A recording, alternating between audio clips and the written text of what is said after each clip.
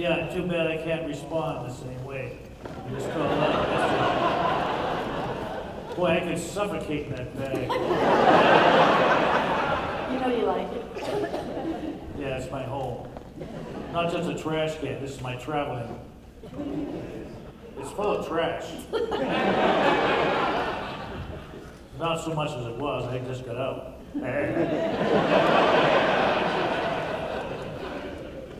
What are you doing here? Never cared for that guy.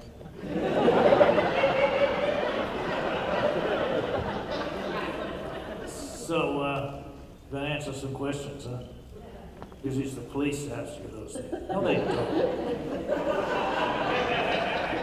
So, all right, anybody have any questions? Can't see. I can't see you all up there. Ah, what could be like? Ah, there's a little microphone here. So if you go over to the mic, then everybody can hear you. Yes, my name is Zachary Snyder. I'm from Lancaster, Pennsylvania. And thank you. Being involved with puppetry and considering your involvement, not just with the Muppets, but throughout all aspects of puppetry, could you please tell us who some of your inspirations were besides Jim Henson, and what some of your favorite types of puppetry are or is? Well, my first puppet show was Three Little Kittens. And I suspect that the players were, I think, either high school students or college students, probably college. But when you're 5 years old, you don't know how old people are. when I asked some of the real children we had on our show, because those were all real just kids. They weren't actors. We had a few actor children. They never really worked out. The real kids said, I said, how old do you think I am? And one said, 100. I think I was about 45. And, the other one said 17. I said, I like this kid best. So, anyway, now I'm 81. Yeah, you're an old coon. But as youthful as ever. Yeah, when I was a child, my three favorite things, I think, was Mickey Mouse, particularly like Donald Duck and birds, and Edgar Bergen and Charlie McCarthy. I mean, he was a puppet show on television. I mean, radio. He was just a puppet. Actually, he was. I met him once, and he was had the next dressing room at beautiful downtown Burbank, NBC, and was doing a show there. And I heard him in his room, so I peeked in the door, and he had a little assistant, young assistant, helping him. He says, Mortimer Snurd's sideburn is coming up. It's away from the wooden head, so could you glue that down for me? And then he saw me at the door, and he said, how are you? And he was very nice, which was, of course, I was just excited to see him because he was just a fabulous comedian, and probably not the world's greatest ventriloquist. When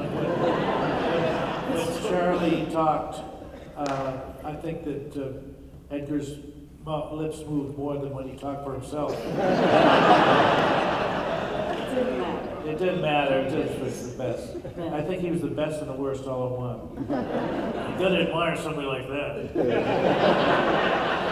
Even I, yeah, barely.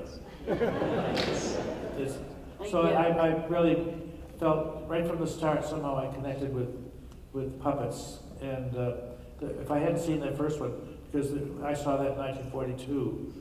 No, 42 when I gave my first show. I saw that when about 1939. And of course, there's no television until about 1948.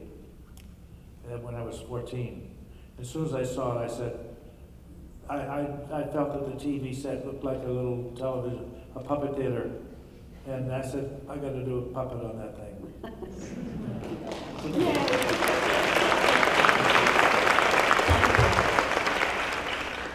Next.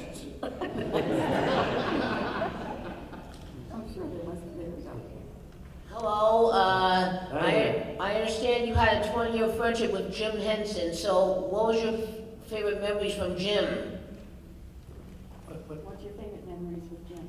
Well, That's a hard question because there's so many good ones. yeah, because it was really something, because I had always worked alone, and I never even heard of, I never met another puppeteer till I was 23, and that was at the Boston Guild of the Puppeteers of America. Yes, actually, Jim didn't remember having met me in 1962 at a mini puppet festival in Sturbridge, Massachusetts, and he showed up there, did a 55-minute show, and Frank wasn't available. I guess he's back in California, and so I think his assistant was Jerry Jewell that day, who didn't want to be a puppeteer, but did okay. He and Jim wrote all the shows for many years, not all of Sesame Street. People often think that Jim Henson created Sesame Street. He worked for Sesame Street. They already had it once. And then John Stone said, you know, the thing this show really needs is something puppets. And I know just the perfect ones for it. He had just directed Hey Cinderella, which was a very funny show. It's a great show. So I think that the Muppets really belonged on Sesame Street. And when I first saw them, it seemed to me they spoke to me best of all. There's many kinds of wonderful puppets. Not somebody said, you probably think the Muppets are the only puppets there are. Well, they are for me, but I've seen so many wonderful shows. I've been to many puppet festivals. I don't get to them quite as often as I used to. It's a little harder when you're a success.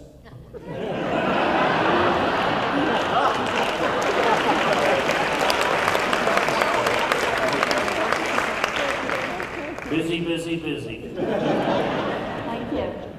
Thank you. Okay. Hi there.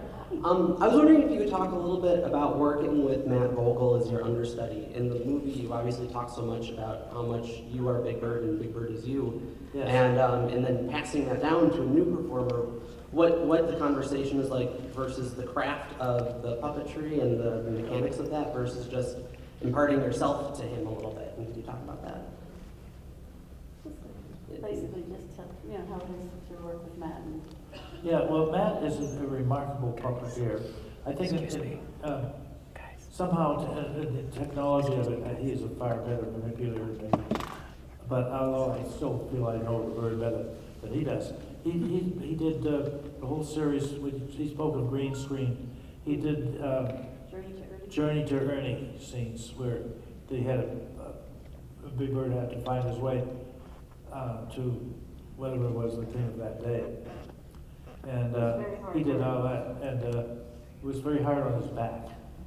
He has back problems. He's incredible. But he's also one of the producers of the show, and he does all kinds of puppetry. And he often plays Big Bird on the show, and while I do the voice and mic, while sitting by a monitor and my script. And we do Oscar the same way, and Eric Jacobson usually moves Oscar, and That's just new. no wonder it feels different. So, But you have to have a real connection with the two puppeteers. Really have to be in sync with each other, and that's one thing I can say watching it happen. That Matt is incredible with knowing exactly how Carol's going to say it. well, yeah, we've done so many years of ad lib. It's hard to. He takes in a script too, of what, but with my stuff circled, and I don't want to. I try to stick to the script closely because I've thrown in a few things like that, and he picks it up instantly. I mean, it doesn't seem like any pause at all. I don't think I could do it like that. And He's great. he's just really great. The show couldn't do without him. Sure. Thank you. Thank you. Hello. Hello. what was it like to learn how to rollerblade and ride the unicycle in the Big Bird costume?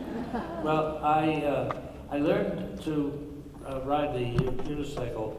It was a toy when I started with, and it was just a store-bought toy. Was that before Big Bird? That was I learned it for the Bozo show. It was an empty hall that I could use the cement floor, and I learned it. It's a hard floor. At first, I learned how to step off. If I lost my balance, you just step forward, and you're on your feet. So it was okay. So it took me probably a month before I'm doing it an hour every day until I could go in a straight line. But turning is the hardest part because you have to kind of jerk the seat. And then do it with your hand over your head. Yeah. Then I wasn't sure I could do it with Big Bird because my right hand is in the head. Somewhat like this, I suppose. And I mean, well, I only have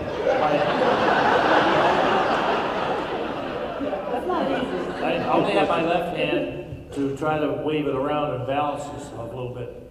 So you can see that wasn't smooth and great, but at least I did it. He's been skating since he was a little person, right? I used to, as a teenager, go to a skating rink all the time.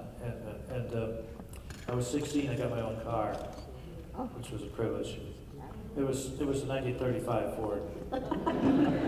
This was 1950, so that was only 15 years old. I have a Riviera that's 23 years old. Look like old cars. Thank you. Thank you. Thank you. Hello. Hope you're having a rotten day. Hi there. Hi, I just wanted to mention that I was in Bozo, the show Bozo, when I was a little girl. I was in the audience. What city? I don't know. I think I lived in Michigan and California, and I probably was in Michigan when I was in the show. It was an unusual show in that each city that wanted to hire the franchise had their own Bozo.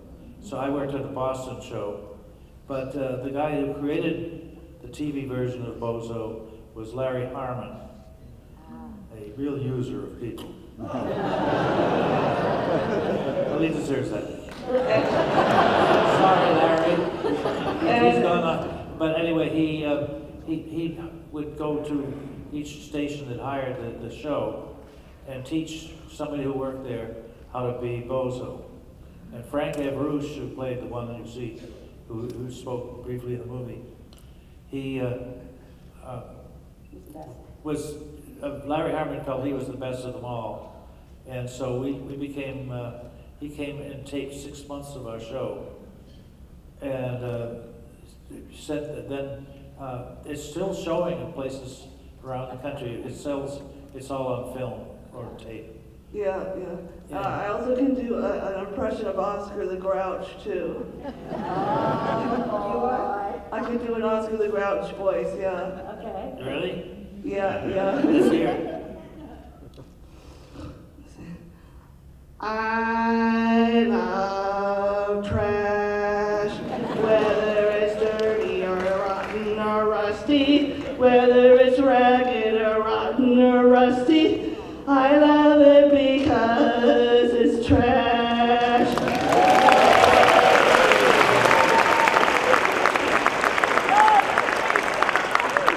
You sang my song. Thank you. When I say thank you, what's wrong with me?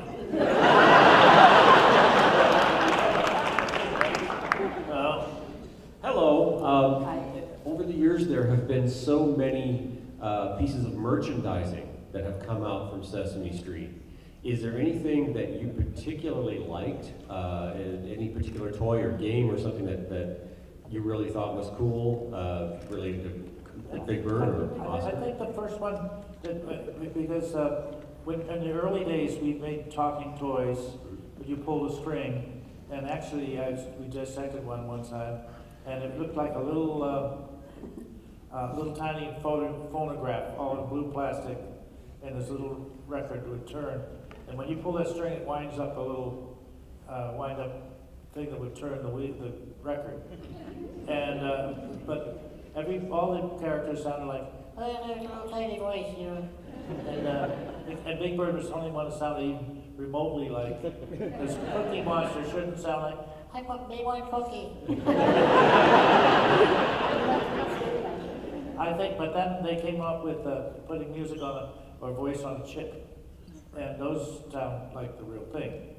And so there was one called Ideal Toys, and it was the Story Time Big Bird.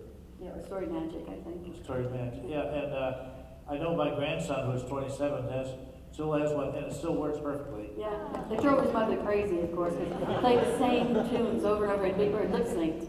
So he would just sit there and do it all day. I have one too. I have the real thing. I look better with my feathers on. Thank you. Thanks. Hello. Hello. I mean, hey, I see something green. It's not easy being green. And that's the truth. I mean, whatever. Anyway, my name's Sam, and this is Mo. Hey. And I'd like to know, we see in the movie how Big Bird is used in his mechanism and stuff. And I want to know, like, I'm always want to know new building techniques for my puppets and stuff. So I want to know, like, how does Oscar what's inside of Oscar and his mech and stuff. And I also have a question for Oscar specifically. I guess there's a lady that's next to you that's related to Caroll. I don't know who she is. But Oscar, what's your opinions on her?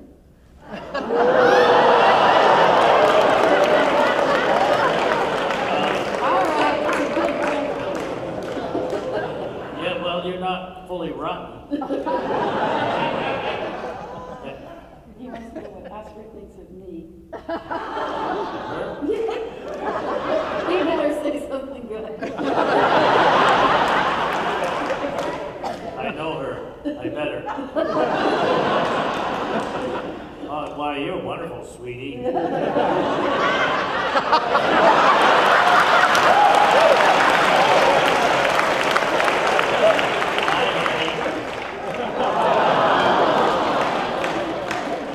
have no idea what goes on when you're not at the house.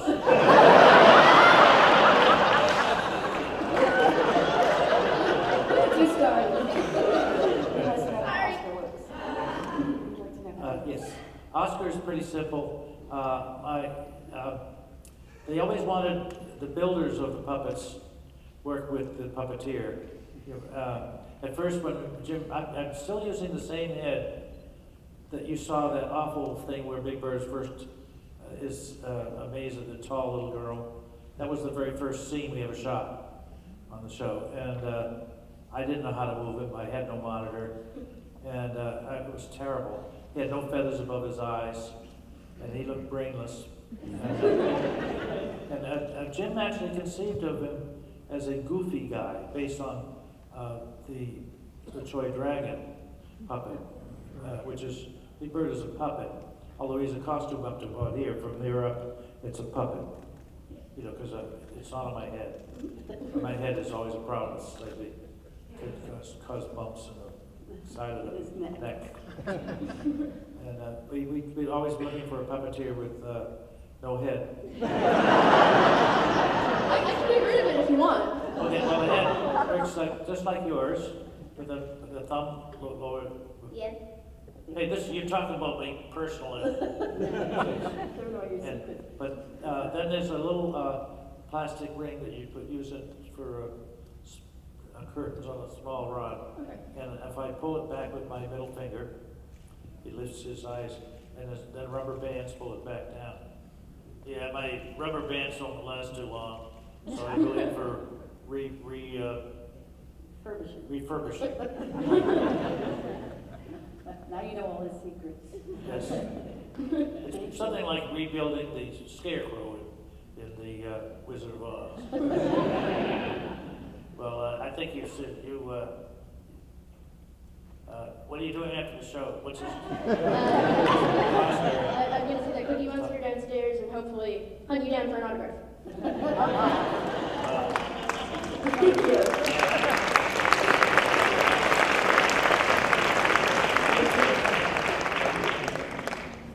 Hello. Hi. He is wonderful. I have so many things running through my brain that I want to say, but and ask. But mostly, I guess, thank you so much for everything that you have given to children everywhere and to me personally, and especially this year, because really, through many, many difficult times, what I said all the time in my head was, well, in August I get to meet Big Bird. Hope you're not disappointed. Actually inspired by a convention that I watched a video of 20 years ago. Could I give you a hug? Sure. Yeah, Yes. really? Sure. If you don't mind sitting down,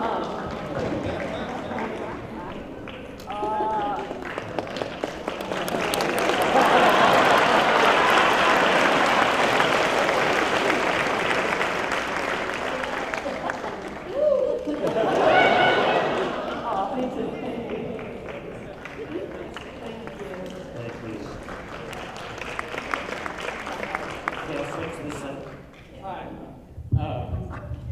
I'll just bend down and make it quick.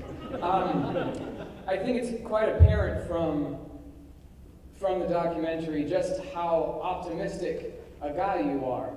So I was surprised to hear about that, the time in your life when it was an emotional low.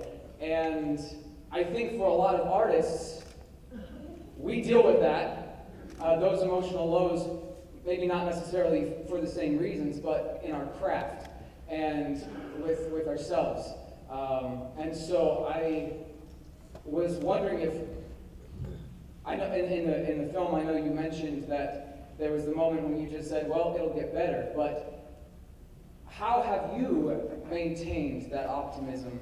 And what is it, is there any more that you can elaborate on how the rest of us can tap into that thing that makes us happy? Well, the depression came from the fact that I had assumed that I had a family that I would retain. And suddenly my 1-year-old son and little Jessie, the older of the three, oldest, she and I were inseparable, but we were separated. So it was extremely, I always felt sorry for guys that had to go visit his own children, you know. And now I knew I was going to be one of them suddenly. But I didn't have a marriage made in heaven like I do now. And so maybe I just kind of naturally am a little optimistic. And somehow you can, I feel you get more strength from that side of trying to go that way, because you've got your mind collected. And I think you have to see the sun that has come back out, you know. It's hard to put it into words, Yes. really, you know, what you really have to do, but I think it's his nature, definitely, to see the glass half full rather than half empty, but everybody does get a time in their life, well, maybe more than one, where you feel like you're at rock bottom, but I think if you just expect it will get better, because he says that a lot, you know, just have hope and it will get better. It's, you know, you're at your lowest, it's going to get better. Yeah. Thank you. Thank you.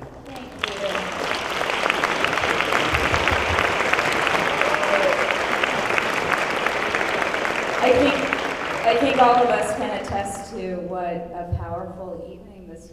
Wow, thank you very much for this. Thank everyone for coming. It was lovely, and you're lovely, Oscar. So I know we all have so many questions and are just in awe of this great guy.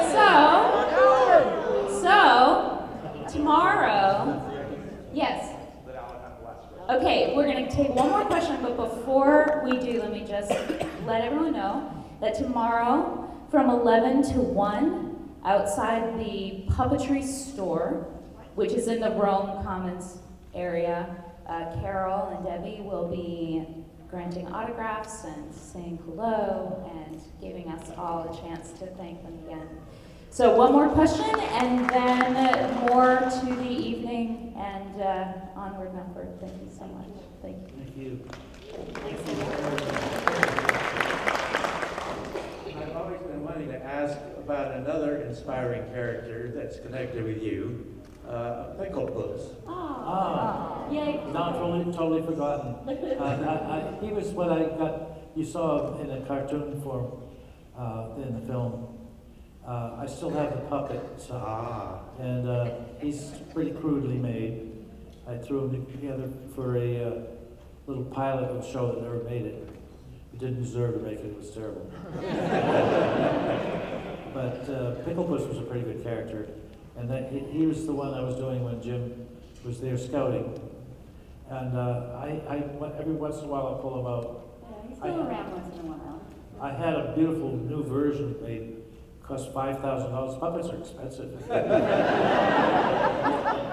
He's kind of falling apart right now. Yes. His hand fell off, something else fell off, I don't know. But I know how to fix them. Yeah. I used to fix puppets. Puppets that other people had built, and you couldn't lip sync with them because, or a puppet that some puppet builders are not conscious of the weight problem. And one of the puppets, his head weighed 9 pounds. Not good. And you try holding that up for a little while, it's like, oh my God. And I even had a big bird's head weighs 2 kilos, 4.5 pounds, or a little just under. But so this guy was a skeptic, and he said to me at a house party, how much does that thing weigh, that bird's? I said, well, the body weighs only about less than 10 pounds, but that's on straps over my shoulder, so that's no burden to hold up. No, it's like wearing nothing. Backpack weighs more probably. So, but the head weighs 4.5 pounds. So he said, oh, that's nothing. I can lift 200 pounds. I said, oh, 300 maybe.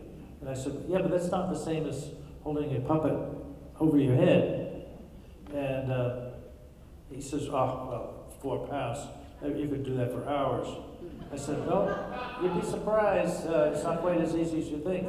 And so I said, let's do a little contest right now. I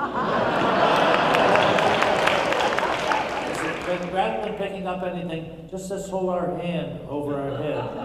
Guess who won? No weight in your hand, just the arm alone weighs, it's part of your weight.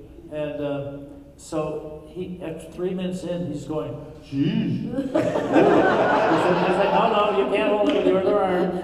It's busy in a wing, And so he didn't make it. He said, oh, this is stupid. I'm not Oscar Picklepuss.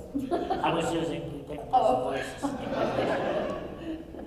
It wasn't a very memorable voice. He was actually kind of a little wise guy, although I softened him as he can't compare to me. So he's in the puppet closet. There is a puppet closet. Yeah. I'm glad you remembered Picklepuss. Well, Pickle Puss was, in a way, how I first heard about you. Oh, long time ago. A memorable memory. That's nice. Thank you. Great. Well, thank you.